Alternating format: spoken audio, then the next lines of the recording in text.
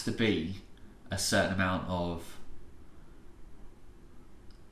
conscientious thought behind people speaking and communicating with other people. Mm-hmm. Now, that has to be the type of language that doesn't emotionally tear someone down. You wouldn't stand for someone being punched in the face. Yeah. So unless it was in a controlled environment. Of course. Yeah. Very controlled. Yes. Like a boxing ring. Or a UFC match. That's fine. Yeah. That's fine. But you wouldn't stand for that. So if someone's like mentally punching you, why should you stand for that either? So so my response is, it's very easy to tell if someone went and punched someone in the face. Yes. That's very it gets a bit grey when you're trying to prove it's self-defense, whatever. Yeah. But whatever. The grey area is, how do you prove that this person was intentionally punching you mentally? Well, rather than it being... I think if it becomes documented, if it's words, I think people probably have to build themselves like up. Online. I mean, if it's spoken words. Okay. So spoken words, I'm being a dick to you. I'm taking a piss out of you. You know, and then you're like, I don't want to stand for this. Mm-hmm. I guess there's this element of the words. You can't, from a freedom of speech point of view, stop me speaking my opinion. If my opinion is hurtful, then that is. That's the way it crumbles. So then, if you're in the situation where I'm then, say for example, trolling you. Okay. You're good at that. I am good at that. Just you. And if I'm doing that and it's continuous and it's documented and it's, there's a portfolio of mental attack on someone, then there needs to be. So what do you think that should be in place there? Does the victim need to learn how to deal with that? Do we need to... It's emotional bullying. Emotional bullying. That's exactly what it is. Yeah.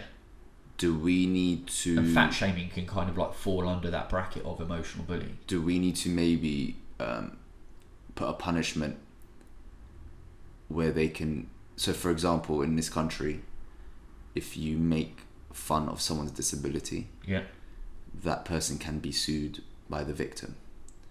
Are we reaching a point? Is that the direction we're headed, where we're going to have to include that kind of punishment for people who are being dicks, who never stop being a dick? Yeah.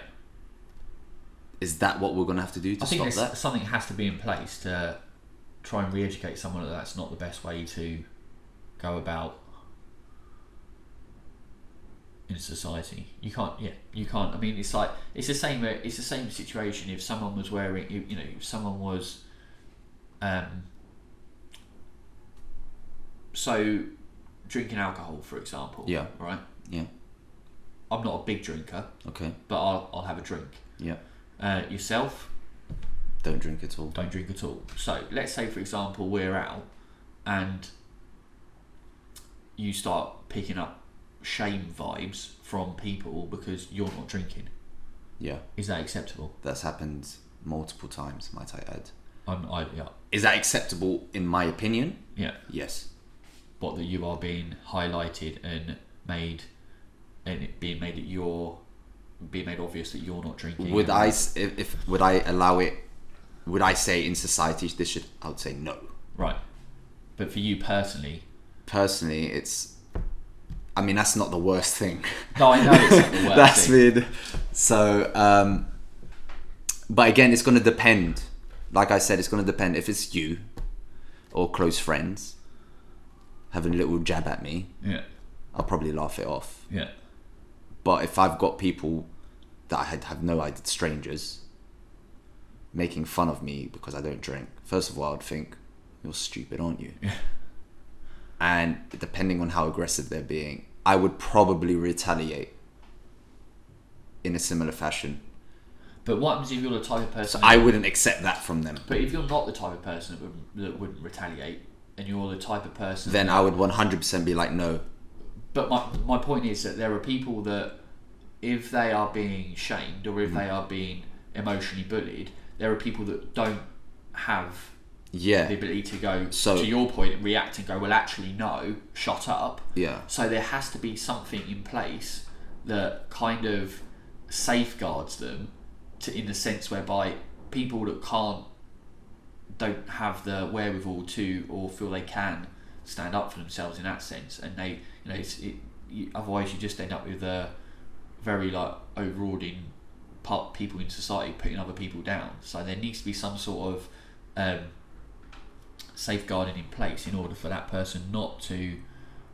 And that's difficult. It is difficult. I mean, I'm not sitting here saying I've got the answers. I wish I had the answers. Yeah. And you know what? It's going to sound really bad. I wouldn't put a safeguard in place, because I think it would lead to a very slippery slope.